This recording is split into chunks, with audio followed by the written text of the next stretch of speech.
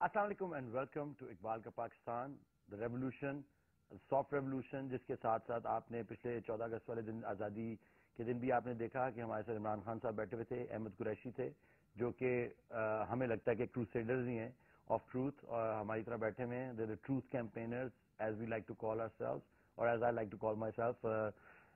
But یہ ہے کہ ساتھ ساتھ بہت سارے کانسیپٹس کلیئر ہو رہے ہیں. آزادی کے بارے میں بات ہوئی پچھلے پروگرام کے اوپر، اور بہت ایکسٹینسو کنورسیشن ہوئی، اور اس کے اوپر پتہ چلا کہ آزاد انسان کون ہے، جس کے اندر پاور ہے کہ وہ ڈریم کر سکتے ہیں آزادی سے، اپنے اعمال جو ہے وہ آزادی سے کر سکے. جب آپ آزاد ہوتے ہیں تو دین یو آر الاؤڈ کہ آپ کسی قسم کے اجتہاد میں حصہ لے سکیں. کیسے ہیں سر آپ؟ الحمدللہ. لاسٹ شو آپ کو بڑا پسند آیا، مجھے بھی اتنا مزہ آیا، اور آزاد ہونے کا ایک وہ ایلوژن جو تھا اس سے ہٹ کے ہمیں ایک آزادی کی ایک ریئل فیلنگ ملی. اور بہت سارے لوگوں نے ای میلز کی، بہت سارے لوگوں نے ایس ایم ایس کیے کہ یہ that was the first good independence day we had after such a long time. الحمدللہ علی، دونوں باتیں. لیکن پہلی بات تو یہ کہ یہ انڈیپینڈنس ڈے ان حالات میں آیا ہے کہ جب ملک کے اندر، سرحدوں کے اندر جنگیں لڑی جا رہی تھی کچھ مہینہ پہلے تک، بالکل، اور پوری قوم مایوسی کا شکار تھی. اس کے بعد ماشاءاللہ سوات میں جس طریقے سے لوگوں نے خوشیاں منائی ہیں، پورے سوات میں جو جوبلیشن ہوئی ہے، جو 14 اگست کے جھنڈے اور ریلیز نکالی گئی ہیں، یہ ثابت کرتی ہے کہ سوات کے لوگ بھی اس آزادی پر پاکستان سے محبت کرنے میں کسی سے کم نہیں ہے. جو پہلے تصور تھا کہ ان کو ایسے لگا کہ جیسے انہیں نجات مل گئی، ان کو نجات ملی ظلم سے، اور انہوں نے پاکستان آرمی کے ساتھ، انہوں نے پاکستانی نیشن کے ساتھ، اسٹیٹ کے ساتھ اپنی محبت اور پیار کا جو اظہار کیا ہے، اس کا ہمیں اس دفعہ بہت زیادہ لطف آیا. اور جو لاکھوں کی تعداد میں جلوس نکلے ہیں 14 اگست کو پاکستان کے جھنڈوں کے ساتھ اور فوج کے ساتھ مل کر لوگوں نے جلوس نکالے ہیں، یہ اس بات کی دلیل ہے کہ وہاں کے لوگ اس فوجی آپریشن سے خوش ہیں، اور وہاں کے لوگ اس فوجی آپریشن کو اپنے لیے عذاب نہیں بلکہ ایک آزمائش سمجھ کے انہوں نے اس میں کوآپریٹ کیا. اور اس طرح یہ کہ ملٹری جو ہے also it ends up setting up bases in all these areas, اور تاکہ یہ آگے پھر یہ جو واقعات ہیں یہ زیادہ نہ ہو سکے. کیونکہ اب جب لوگوں کو یہ معلوم ہوا ہے کہ سوات میں آرمی کنٹونمنٹس بن رہے ہیں، گیرزنز بن رہے ہیں، تو people have started to come out themselves, started supporting the army. پہلے لوگوں کو خوف یہ ہوتا تھا کہ سیاسی حکومتیں فیصلے نہیں کریں گی، فوج کارروائی کر کے چلی جائے گی، بعد میں دوبارہ کمزور حکومتیں آ جائیں گی اور پھر وہی دہشت گردی شروع ہوگی. تو لوگ ڈرے ہوئے تھے، لیکن اب اللہ کے فضل سے پوری صورتحال اور حالات بدل گئے ہیں. لوگوں میں کربنگ اور کمپلینٹس ہمیشہ ہوتی ہیں ایک چھوٹی سی پرسنٹیج میں، لیکن for the larger good of the nation, for the larger good of the state, یہ جو ایک حیرت انگیز فینومینا ہوا ہے کہ دنیا میں کوئی توقع نہیں کر پا رہا تھا ہمارے دشمنوں سے کہ اس 2 ماہ کے عرصے کے اندر سوات کی پوری ویلی صاف کر لی جائے گی. اور threat is not over yet. ایک کاؤنٹر انسرجنسی آپریشن وقت لیتے ہیں، ہائی انٹینسٹی آپریشن ختم ہو گئے، اب جاسوس اور دشمن کے دہشت گرد جو صفوں میں گھسے ہوئے ہیں ایک ایک کر کے ان کو آئسولیٹ کر کے نکالا جا رہا ہے، ایلیمنیٹ ہو جائیں گے انشاءاللہ. لیکن وہی بات کہ سوات کے لوگوں کا موڈ اگر آپ نے دیکھنا تھا تو 14 اگست تو ہمیں جانا ہی پڑے گا، جا کے دیکھ کے ان سے بات کریں گے. اور لیکن جو لوگ ہمارے دوست وہاں سے ہو کر آئے ہیں، جو انڈیپینڈنٹ میڈیا کرو وہاں پہ گیا ہے، لوگوں سے انٹرویوز لیے ہیں، سیاسی حکومت سے لوگ شکایت کر رہے ہیں، فوج سے شکایت نہیں کر رہے. بڑی اچھی. میرا نیکسٹ کوشچن آپ سے یہ تھا کہ سیاسی حکومت کی آپ نے بات کی کہ اگر کمزور سیاسی حکومت ہوگی تو پھر ملٹری بار بار آ جاتی ہے، اور اب ملٹری بیرک سے نکل کے آ جاتی ہے، کیونکہ ملٹری کو ان کی کرتوتوں کا پتہ ہے. اور یہاں انٹیلیجنس یا آئی ایس آئی یا جتنے بھی انٹیلیجنس ادارے ہیں، یہ موجودہ حکومت یا موجودہ پولیٹیشینز جو جتنے بھی بیٹھے ہوئے ہمارے سر پہ آ کے، ان کی کرتوتوں کا پتہ ہے نہیں. اور بار بار ملٹری کے آنے کا مقصد یہی کہ جو سویلین حکومتیں جو اتنی کمزور اور وداؤٹ اینی، جو ابھی ہم پارلیمنٹ کی بات کرتے ہیں، پارلیمنٹ سپریم اور یا جوڈیشری سپریم یا یہ سپریم ہے، لیکن at the end of the day جو لوگ یہ جو بات کر رہے ہیں پارلیمنٹ سپریم یا جوڈیشری سپریم ہونے کی، وہ لوگ نہ پارلیمنٹ کی وہ چاہتے ہیں کہ پارلیمنٹ اوپر آئے یا جوڈیشری اوپر آئے، وہ صرف کرپشن کو اوپر لانا چاہتے ہیں. تو ایسے موقع میں آپ کیسے سمجھ سکتے ہیں کہ جمہوریت گورنمنٹ اسٹرانگ ہو سکتی ہے؟ Let's talk about the patriots, Pakistan سے محبت کرنے والے لوگوں کی. جب ہم اپنی آنکھوں سے یہ دیکھ رہے ہیں کہ ایک حکومت آنے کے بعد سال 1.5 سال اس کو ہو گیا ہے، آج تک پارلیمنٹ میں وہ یہ ریزولوشن پاس نہیں کر سکے، ڈسکشن نہیں کر سکے کہ امریکہ سے تعلقات ہم نے کیا رکھنے چاہیے، ڈرون حملے بند نہیں کرائے جا سکے، ڈاکٹر عافیہ صدیقی کو یہ لوگ واپس لے کر نہیں آ سکے. اب بات ہو رہی ہے کہ اسلام آباد میں امریکن ایمبیسی کے اندر 1000 امریکن مرین پوسٹ کیے جائیں گے آرمڈ کارز کے ساتھ، جو پریکٹیکلی پورے اسلام آباد کو ٹیک اوور کر سکتے ہیں ایک 15 منٹ کے نوٹس کے اوپر. امریکن مرین بریگیڈز کو لینڈ کروانے کی بات کی جا رہی ہے مکران ساحل کے اوپر. امریکنز کو نئے نیول پورٹ بنا کے دینے کی بات کی جا رہی ہے گوادر کے مشرق میں. یہ بات کی جا رہی ہے کہ پاکستان بلوچستان کے اندر جس ہیوی انوالومنٹ ہو رہی ہے امریکنز کی، اس کے اوپر کوئی ایکشن، کوئی شکایت ان سے نہیں کی جا رہی. بلوچستان لبریشن آرمی کو افغانستان سے جو سپورٹ مل رہی ہے، جب پاکستان کی نیشنل سیکیورٹی کے وہ ایسے معاملات جس پر ایک عام پاکستانی خون کے آنسو ہوتا ہے کہ حکومت کو کیا ہو گیا ہے کہ یہ سب چیزیں ہو رہی ہیں، یعنی اسی اسلام آباد میں امریکن آفیسرز گن پوائنٹ کر رہے ہیں ہمارے پولیس آفیسرز کے اوپر اور ہمارے شہریوں کے اوپر، ان کو مار رہے ہیں، پیٹ رہے ہیں، گالیاں دے رہے ہیں، اور اس کے باوجود نہ ان کو ملک سے نکالا جاتا ہے. معمولی سا ایک آئی واش کے طور پہ شکوہ شکایت کر دی جاتی ہے امریکہ سے، اچھا آئندہ نہ کرنا، آئندہ مت گالی دینا پاکستان کو، آئندہ ہمارے پولیس آفیسرز پہ گن پوائنٹ مت کرنا. پورے اسلام آباد میں all Pakistani cannot carry guns, section 144 بھی لگا دیے، لائسنس بھی آپ کے پاس ہے تو آپ ویپن لے کے نہیں پھر سکتے. امریکنز پورے اسلام آباد میں M14 اور M16 کے ساتھ دندناتے پھر رہے ہیں، اور پولیس ان کو روکتی ہے اور ان کو اجازت دے دی جاتی ہے نکلنے کی. پریکٹیکلی اسلام آباد ان کو ہینڈ اوور کر دیا گیا. اب مجھے یہ بتاؤ، جب یہ ساری صورتحال ہو رہی ہو تو پاکستانی پیٹریوٹس کیا کریں؟ کیونکہ عام لوگوں میں طاقت تو ہے نہیں حکومت تبدیل کرنے کی. پھر اگر فوج جو دیکھ رہی ہے یہ سارے معاملات ہو رہے ہیں، حکومت مسلسل اجازت دیے جا رہی ہے یہ سب کچھ ہونے کی، ہم کتنا انتظار کریں گے؟ تو بات آزادی کی جب آپ کرتے ہو تو آزادی سب سے پہلے انسان کے فکر، سوچ اور قلب میں ہوتی ہے. ایک غیرت مند انسان آزاد ہو سکتا ہے، بغیرت آزاد کبھی ہوتا ہی نہیں ہے، چاہے آپ اس کو جتنا پنجرے سے نکال کر کھلا چھوڑ دو جنگل میں. آزادی کا مطلب یہی ہے کہ انسان پاکیزہ ہو، مطہر ہو، اس کی فکر اور سوچ آزاد ہو اور وہ آوارہ نہ ہو. آزادی اور آوارگی کا یہی فرق ہے. ہمارا میڈیا یہ سمجھتا ہے کہ میڈیا آزاد ہوگا، ایک بڑا لفظ استعمال کیا جاتا ہے. آزادی کا مطلب ہے کہ آپ کے پاس ایک سینس آف ڈائریکشن ہے، سینس آف پرپز ہے، ایک اعلیٰ مقاصد آپ کے سامنے ہے. اگر آپ کی زندگی میں اعلیٰ مقاصد نہ ہو، اگر آپ کے سامنے سینس آف ڈائریکشن اور سینس آف پرپز نہ ہو تو آپ آزاد نہیں ہوتے، آوارہ ہوتے ہیں. اقبال نے بڑا خوبصورت اس پہ فرمایا تھا کہ فکر ہو اگر خام تو آزادی افکار. اگر انسان کی فکر خام ہو، انسان کا ذہن کمزور ہو، کچا ہو، گھٹیا ہو، اس کو آزادی دے دی جائے. اگر فکر ہو اگر خام تو آزادی افکار. انسان کو حیوان بنانے کا ہے طریقہ، انسان جانور اور درندہ بن جاتا ہے. جس طرح ایک آدمی کو آپ ملک کے بہت بڑی اتھارٹی اور عہدے پر بٹھا دیں، اختیار، روپیہ پیسہ اس کے پاس مل جائے، تو آپ کے خیال میں وہ ظرف کے ساتھ میرٹ پہ پاکستان کی محبت میں فیصلے کرے گا یا ہڑپ کرنے اور آپے سے باہر ہو جائے گا؟ اور یہی ہمارے ساتھ ہو رہا ہے کہ آزادی کے نام پر جو آوارگی پھیلائی جا رہی ہے، چاہے وہ آوارگی پارلیمنٹ کے پروسیس کے ذریعے ہو، چاہے میڈیا کے ذریعے ہو، چاہے حکمران وقت میں جو لوگ، جب نااہل لوگ عہدوں پر فائز ہوں گے تو یہ فساد پھیلے گا. آزادی کی ڈیفینیشن یہی ہے کہ انسان اپنی فکر اور اپنی سوچ کو ہائر ویلیوز اور ہائر آئیڈیلز پر کے اوپر فوکس کرتا ہے اور اس کے بعد ان کی طرف بڑھتا ہے. پھر اس میں اگر اس کو جان قربان کرنی پڑے، قربانیاں دینی پڑے. اقبال نے آزاد بندے کی یہی ڈیفینیشن دی ہے نا کہ تیرے آزاد بندوں کی نہ یہ دنیا نہ وہ دنیا، یہاں مرنے کی پابندی، وہاں جینے کی پابندی. یہ ہو ہی نہیں سکتا کہ آزاد آدمی کو دنیا میں قربانیاں نہ دینی پڑے. الٹیمیٹ قربانی شہادت جان کی ہوتی. مرد آزاد اور مرد غلام کا یہی فرق ہے کہ مرد آزاد یہاں مرنے کی پابندی، وہاں جینے کی پابندی. میں آپ سے بلکہ آگے اب we're going to take a break but once we come back ہم نے آپ سے ایک بڑی زبردست obviously law, rule of law کے اوپر پھر ہم تھوڑی سی اور ڈسکشن کریں گے کہ جو پارلیمنٹ یا جوڈیشری اس کا کیا رول ہے اس وقت پاکستان میں، جو کہ اتنا اچھالا گیا کہ جوڈیشری جو ہے وہ اب فری ہے اور پارلیمنٹ جو ہے وہ سپریم ہے. تو we'll just talk about that کہ ابھی let's take a short break. Welcome back to Iqbal کا پاکستان.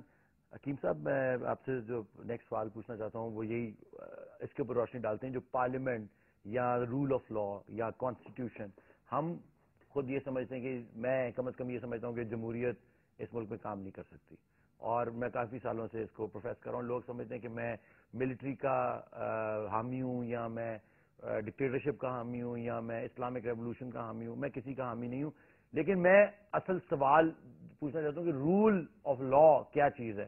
اگر آپ نے کانسٹیٹیوشن کہہ دیا اور کہہ رہے ہیں کہ ہمیں اسلامک کانسٹیٹیوشن چاہیے یا ہمیں یہی 1973 کی کانسٹیٹیوشن چاہیے، تو دونوں میں سے کوئی امپلیمنٹ کر دیں.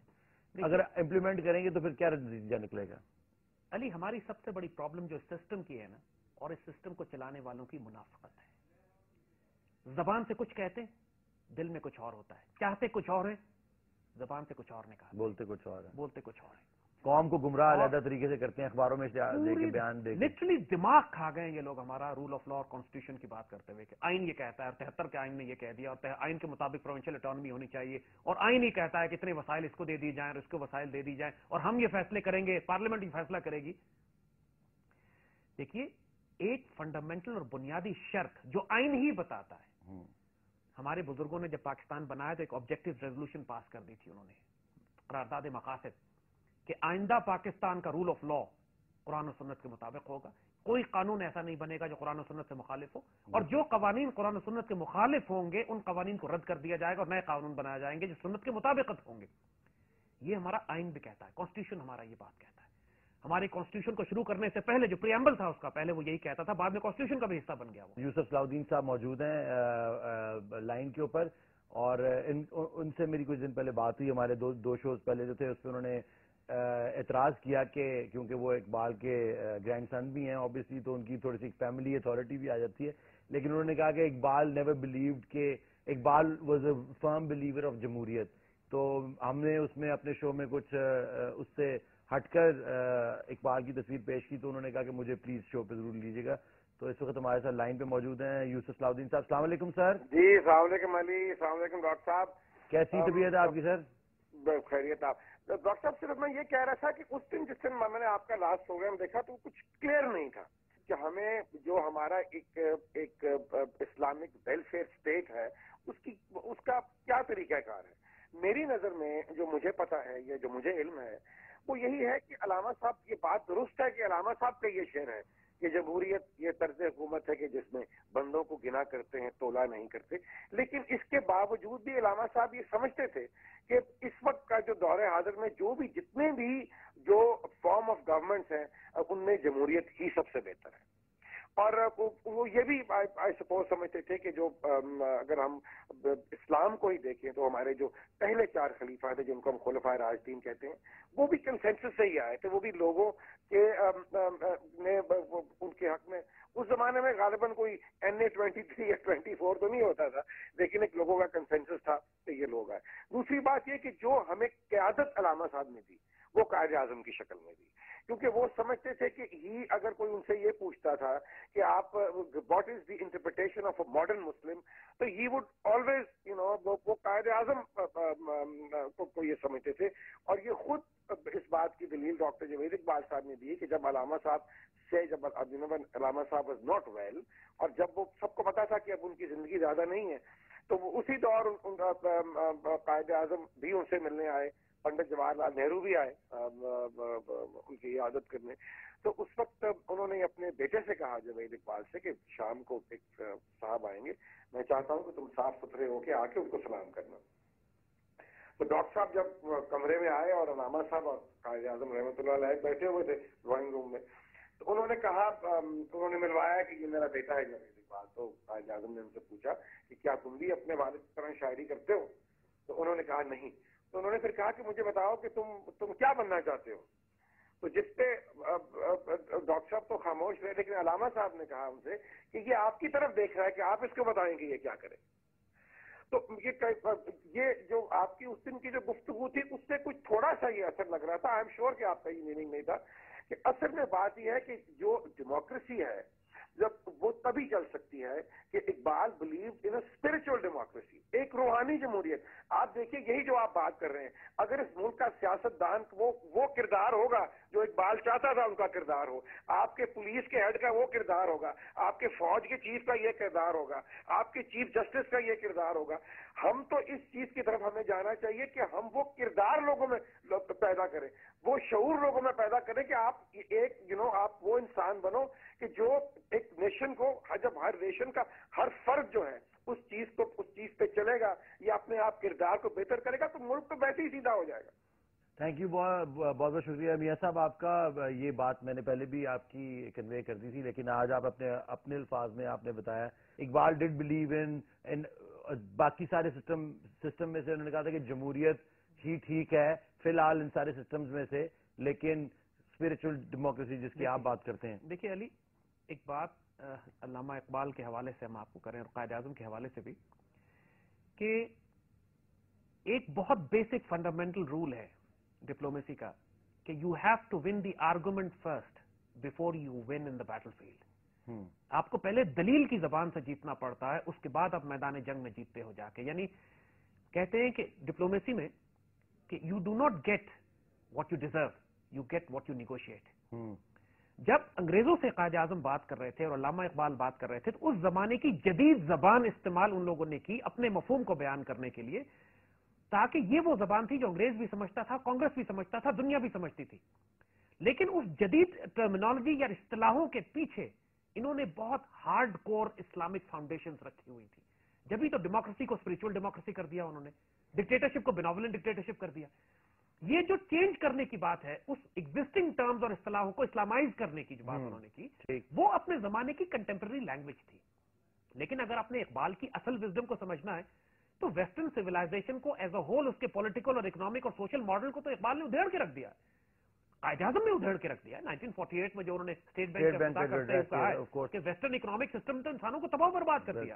اسلامک اکنامک سسٹم اور سوشل جسٹس کی جو بات کرتے کیسے وہ قائد اعظم کے فرمان کو موڑ توڑ کے انہوں نے کیسے پریزنٹ کریں گے؟ کیسے state bank of Pakistan is exactly doing what the zionist banks are doing. اگر علامہ اقبال کے کانسیپٹ آف اسپرچل ڈیموکریسی پر ہی بات کر لی جائے, دیکھیے دس از دا ٹرم جس کو پاکستان کے پولیٹیکل تھاٹ پروسیس سے غائب کر دیا گیا. بالکل. Nobody wants to talk what Iqbal says about spiritual democracy.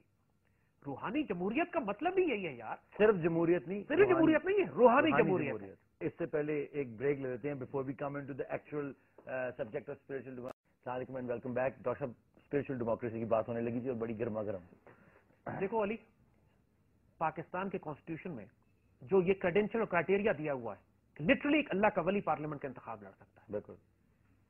اور اگر آپ اس کانسیپٹ کو صرف امپلیمنٹ کر دو, الیکشن کمیشن کا صرف یہ ریسپانسبلٹی ہو کہ یہ دیکھے کہ اس شخص کی زندگی حرام اور حلال کی تمیز کتنی کرتی ہے, یہ متقی کتنا ہے, شریعت پہ کتنا چلتا ہے, اس کا ذہن, اس کے فکر, اس کا سوچ اللہ اس کے رسول سے کتنا محبت کرتا ہے, کتنا بغاوت کرتا ہے, اور پاکستان سے کتنی محبت, اور پاکستان سے اس کا کتنا روحانی تعلق ہے. یہ بات جو آپ بڑی زبردست کر رہے ہیں, میں اس میں ایک تھوڑا سا ایڈ کرنا چاہتا ہوں, جو کہ یوسف صاحب نے بات کی کہ یہ صرف پارلیمنٹ کا مسئلہ نہیں ہے, اس میں فوج, پولیس, جسٹس سسٹم یا اور کوئی بھی کسی بھی ادارے کا کوئی بھی سربراہ جو ہے اس کو اس کرائٹیریا پہ اترنا ضروری ہے. دیکھو بات چونکہ ابھی ہم الیکشن کی کر رہے ہیں نا, ڈیموکریسی اور الیکشن اور جمہوریت اور سیاسی جماعتوں کی, پہلی بات تو یہ ہے کہ یہ سیاسی نظام, یہ پولیٹیکل پارٹی بیس سسٹم تو خرافات ہے, جس کے اس وقت اس ملک میں دیکھو 3 صوبوں میں حکومتیں ایتھنک ہیں, نسلی بنیادوں پر بنی ہوئی ہیں. کہیں پشتون سب نیشنلسٹ ہیں, کہیں بلوچ سب نیشنلسٹ ہیں, کہیں پہ قوم کو اردو اور دوسری زبانوں میں تقسیم کرنے کا سلسلہ کیا جا رہا ہے.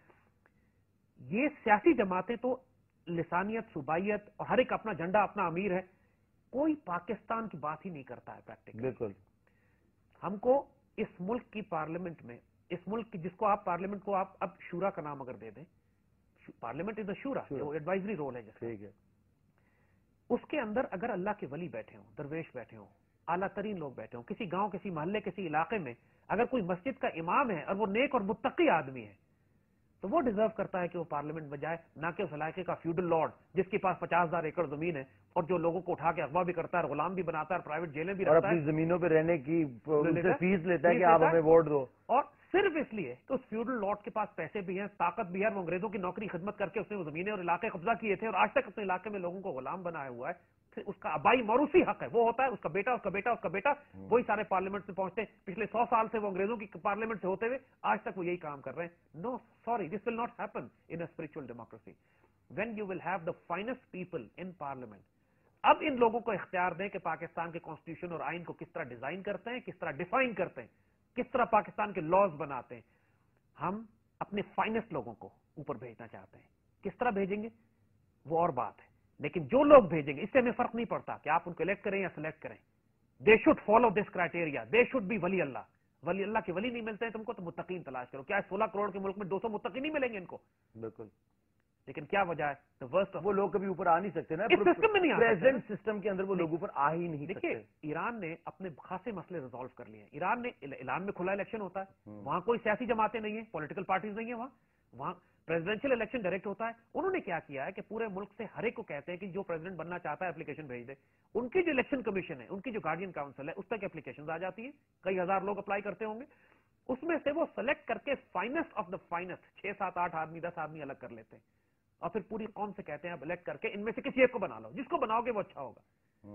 What they have done is کہ انہوں نے ایک پورا سسٹم بنایا ہے سسٹم اپنا بنا scrutinizing لیا. کا. اب دنیا نے کبھی یہ نہیں کہا کہ ایران میں ڈیموکریسی نہیں ہے.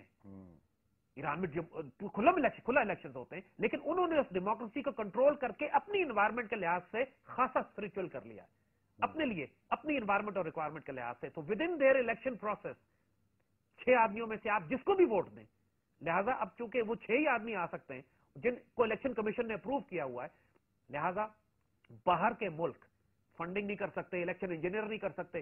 کوشش کی اب کی دفعہ CIA نے, بالکل مینج نہیں کر سکے. $1 بلین جو تھا مختص کیا گیا تھا اس ڈیسٹیبلائزیشن, مینج اس لیے نہیں کر سکے. وہ ڈیسٹیبلائزیشن انہوں نے ایکسپلائٹ کرنے کی کوشش کی, لیکن ان 6 آدمیوں میں سے یا جو آدمی بھی الیکشن لڑ رہے تھے وہ سارے وہ تھے کہ جو ایران کی پارلیمنٹ یا ان کے صدر خامنائی صاحب نے اپروو کیے, ان کے اسپرچل لیڈر خامنائی نے اپروو کیے ہوئے تھے. تو اس کے نتیجے میں کوئی 7واں آ ہی نہیں سکتا.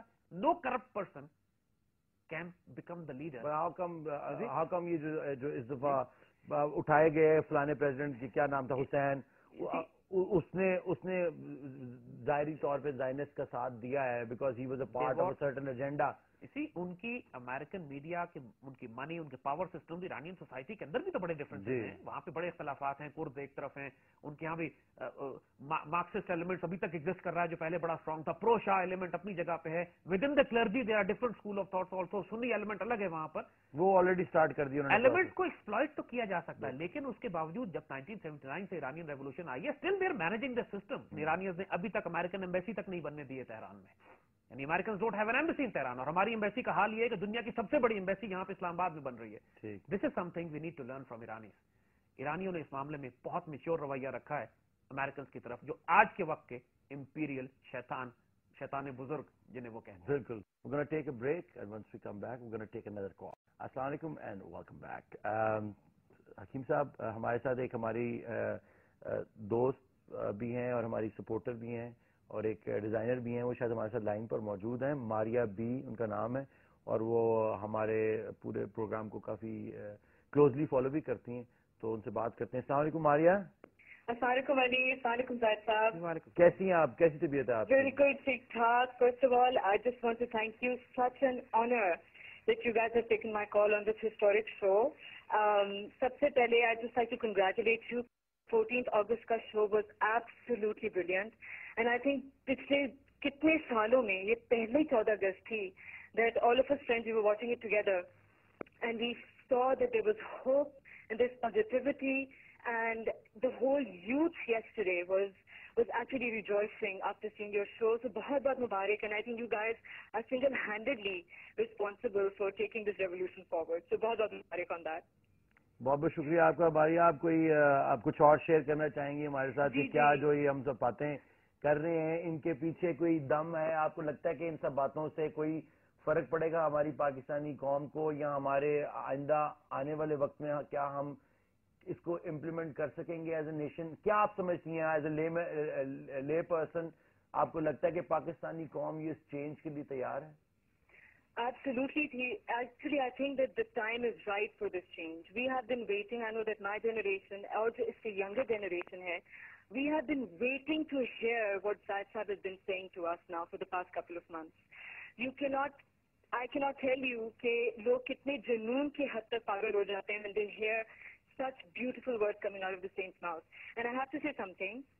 There is a reason why the entire youth is so spellbound when we hear Zahid Sahab. And I say it openly, jisko meri shops ka pata hai, support him openly, Facebook pe bhi. And I say this to everybody, कि he is mashallah modern day Iqbal amongst us. We are very blessed that we have somebody like him amongst us. And inka jo ek noor hai, his noor is actually attracting all the positivity and all the youth towards this cause.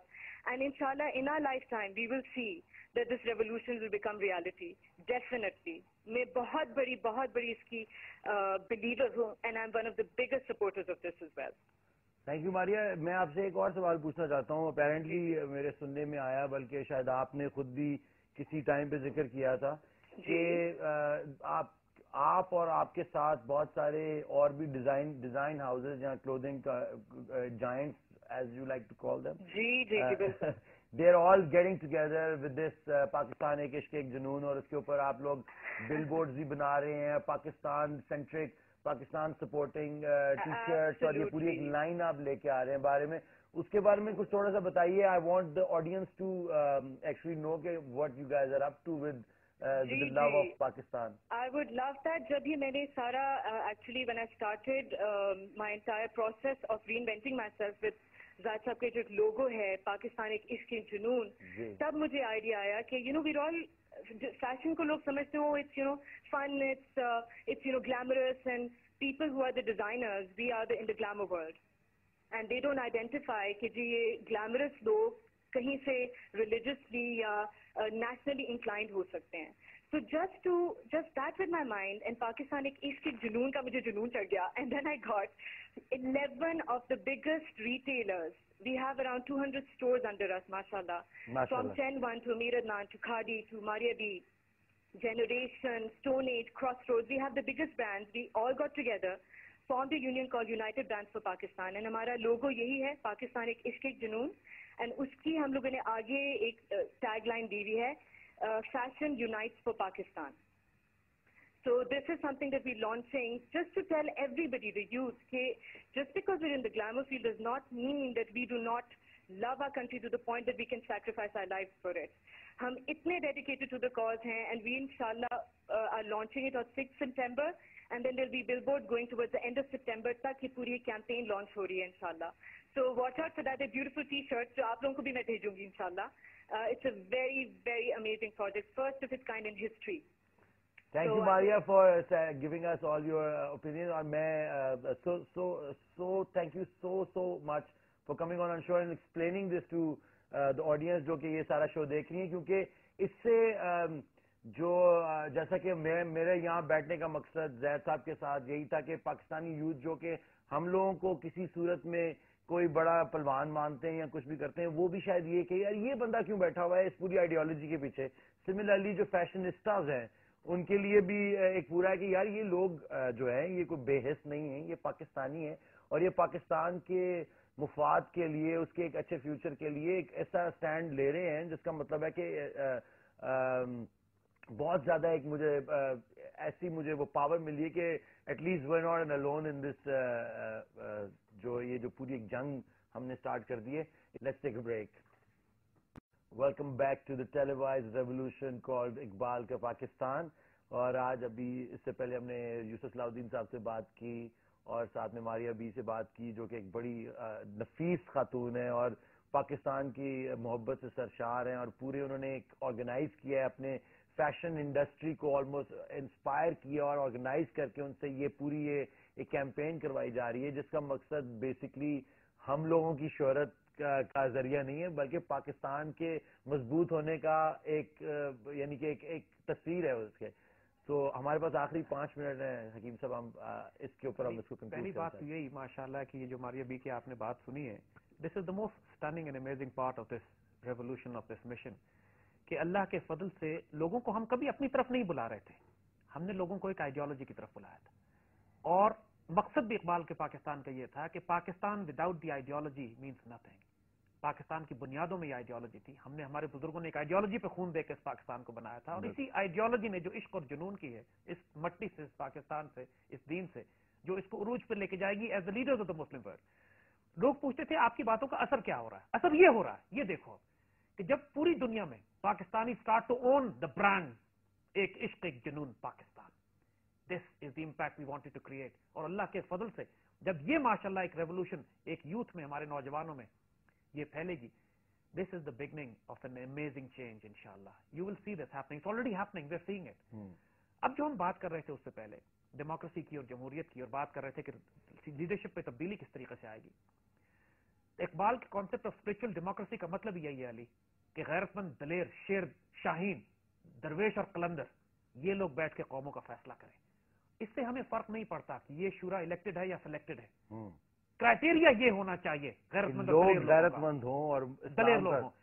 ایک دیکھیے ہمارا دین غیرت مندوں اور دلیروں کے لیے بنا ہے یار, یہ دین بغیرتوں بے شرموں کا ہے ہی نہیں.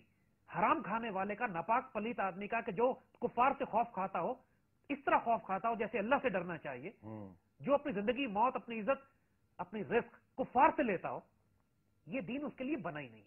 It's not cut for it. لہذا جب یہ لوگ قوموں کی قسمتوں کا فیصلہ کرتے ہیں, جو نہ نگاہ بلند ہوتے ہیں, نہ سخن دل نوازا جہاں پر سوز, تو پھر وہ قوموں کی ہاشمی بیچ رہا ہے آبرو دین مصطفیٰ، ہاشمی بیچ رہا ہے آبرو دین مصطفیٰ، خاک و خوں میں لٹ رہا ہے ترکمان سخت کوش. یہ تو اقبال نے اس وقت کہا تھا جب ہمارے لیڈرز کا حال یہ تھا کہ وہ دین کے آبرو بیچ رہے تھے اس وقت. تو آج اگر کوئی شخص پاکستان کی عزت اور آبرو بیچے، دین کی عزت اور آبرو بیچے، پھر یہ کہے کہ ہمیں کانسٹیٹیوشن نے یہ کہا ہے کہ ہم ملک کو توڑ دیں، پروونشل اٹانومی کے نام پہ ملک حوالے کر دیں ان لوگوں کے جو پاکستان کو مانتے ہی نہیں ہیں، دیر وی ول ریزسٹ. ہم کہیں گے تو تمہاری کریڈیبلٹی نہیں ہے، کریڈینشل نہیں ہے تمہارے یہ بات کرنے کے جب تک تم کانسٹیٹیوشن ہی کے ان کرائٹیریا کو پورا نہ کرو جن کے مطابق کوئی ناپاک شخص، کوئی حرام کھانے والا، کوئی مسلمانوں کے مال میں خیانت کرنے والا پارلیمنٹ میں پہنچ ہی نہیں سکتا ہے. انڈیپینڈنٹ الیکشن کمیشن کی اگر بات کرتے ہیں، انڈیپینڈنٹ جوڈیشری کی بات کرتے ہیں، تو سب سے بڑا چیلنج ہماری جوڈیشری کے سامنے آئندہ یہی ہوگا کہ یہ فیصلے کرے. یہ چیلنج کرنا چاہیے کسی کو سپریم کورٹ میں آج کہ کس طریقے سے یہ لوگ پارلیمنٹ میں پہنچ گئے جب پاکستان کی کانسٹیٹیوشن کے مطابق یہ پارلیمنٹ کے قریب بھی نہیں جا سکتے. They should be in jails instead of being in parliament deciding our future. آئندہ آنے والے پروگرام میں انشاءاللہ ہم ڈسکس کریں گے جب اجتہاد کا کانسیپٹ ہوگا، کیونکہ پارلیمنٹ اجتہاد کرے گی، لیکن کون سی پارلیمنٹ کرے گی، کون سا مرد آزاد کرے گا. اقبال اجتہاد کے بارے میں کیا کہتے ہیں، اس کے کرائٹیریا کیا سیٹ کرتے ہیں جو ایک اسپرچل ڈیموکریسی بنائے یا معاشرے کو درست کریں، اس پر ہم انشاءاللہ آئندہ بات کریں گے. بہت ویل سیڈ. مجھے لگتا ہے کہ ہم لوگوں کو ایک پریشر گروپ جو ہے، جو کہ ہم یہاں پہ آپ اور میں بیٹھے ہوئے ہیں اور اس کے ساتھ ہمارے اور لوگ بھی ملتے جا رہے ہیں، اور slowly but surely this revolution is gonna take shape. ہم نے ایونچولی ایک پریشر گروپ انسٹال کریں گے الیکشن کمیشن کے اوپر کہ کرائٹیریا جو یہ کانسٹیٹیوشن کا جو حصہ ہے کہ جس میں کوئی یہ گنہگار یا بینکوں سے قرضے لے کے بھاگا ہوا یا اور کسی قسم کے جو غیر معیاری قسم کے جو پولیٹیشین سیاستدان ہمارے پارلیمنٹ میں آ گئے، یہ ان کی تعداد کم سے کم کرتے جائیں اور ایونچولی اس کو we get rid of them completely. اور that is the mission that we must it's a worth fighting for. اور انشاءاللہ آپ اور ہماری جو ایک پوری آرمی بن رہی ہے اس کا یہی منشور ہے اور ہم انشاءاللہ اس کے اوپر پورے اتریں گے. This revolution will be ٹیلیوائزڈ.